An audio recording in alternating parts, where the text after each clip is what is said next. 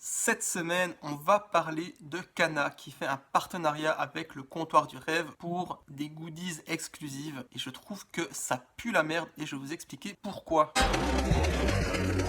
Yo les furieux, c'est Léon Brando. Donc comme je vous disais, Kana fait un partenariat avec Comptoir du Rêve pour avoir des jaquettes exclusives de Croze. Des jaquettes blanches, le reste de la série est noir, mais beaucoup de personnes comme moi, des fois on a un petit côté complétionniste où on a envie d'avoir la collection complète de quelque chose.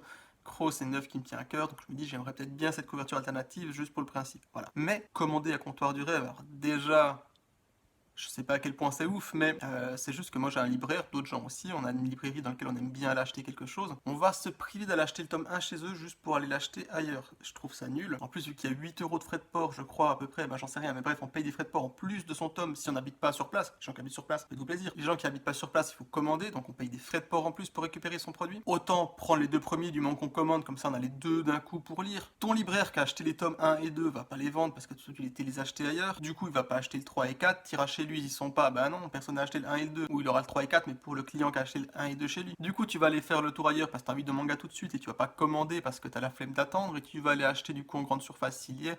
Bref, c'est une merde infâme, je trouve déjà pour les libraires. Il faudrait que toutes les librairies puissent participer. Je trouve ça, mais vraiment nul à chier. Et puis bon, Comptoir du Rêve. Alors je sais pas à quel point les polémiques sur lui étaient vraies, mais c'est juste le principe qui me dérange, que ce soit lui ou un autre. Le truc est nul, mais vraiment. Et entre nous, quand il s'agit de choses qui peuvent être imprimées, une jaquette sans finition, sans bonus, sans dorure, sans machin, perso, moi je l'ai fait maison. Vous savez, je bosse en imprimerie. Du moment que c'est un truc imprimable, ben je me fais ma version à moi.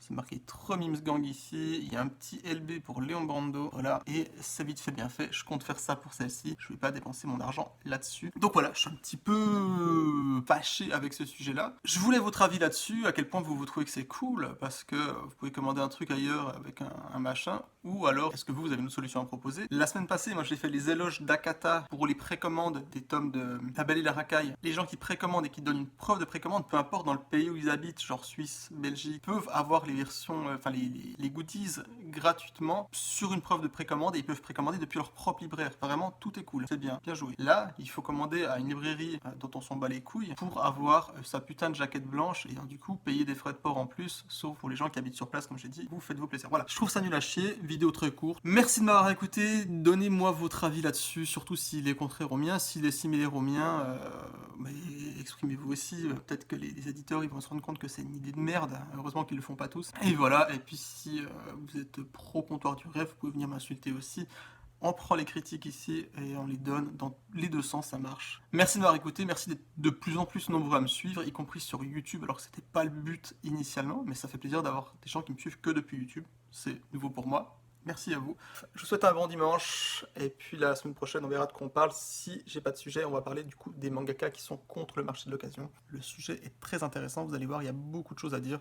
Et on va quand même essayer de faire ça court, mal monté, mal branlé, sans trépied. Allez, à plus. En ce moment, il y a un drama qui remue la communauté manga. C'est le thread d'une ancienne employée à Comptoir du Rêve qui raconte sa désagréable expérience en tant qu'employée dans cette boutique. Il faut savoir que cette personne s'est jugée par le manga, elle a un compte TikTok, je vous le mettrai en description. Personnellement, je la connais, ça fait 2 ans qu'on se suit mutuellement et qu'on parle de temps en temps, et je l'ai déjà rencontrée à la Japan Expo l'année dernière. Et de ce que je sais d'elle, ce n'est pas une mytho, et de toute façon, je vois pas ce qu'elle aurait à y gagner. Je vais résumer pour dire ce que je trouve de plus grave dans le thread, mais je vous encourage à aller le lire en entier de vous-même. À peine arrivée, elle fait quelques erreurs, c'est ses débuts, ça arrive, c'est réprimandé par des menaces d'heures supplémentaires non payés. Certains des nouveaux employés se font engueuler violemment et insulter, et lorsqu'ils partent, le patron s'en vante. Là, c'est pour moi la partie la plus grave. Elle était obligée d'emmener les colis à la poste, peu importe le temps qu'il faisait dehors. Un jour sur le chemin, elle s'est fait agresser, ce qui a causé un traumatisme à Julie, et quand elle en a parlé au patron, ce dernier a répondu « Bah les meufs, elles devraient apprendre à se battre, c'est dans la nature des hommes de faire ça », à gerber. Un moment, Julie, elle avait fait quelques stories pour dénoncer quelques trucs dans Dan Dadan, et le patron a fait des vidéos en reprenant les arguments de Julie, alors qu'habituellement, il n'en a rien à faire du féminisme. Les mangas collector, genre les One Piece 98, 99 et 100, il les file qu'à des influenceurs qui peuvent lui rapporter de la visibilité.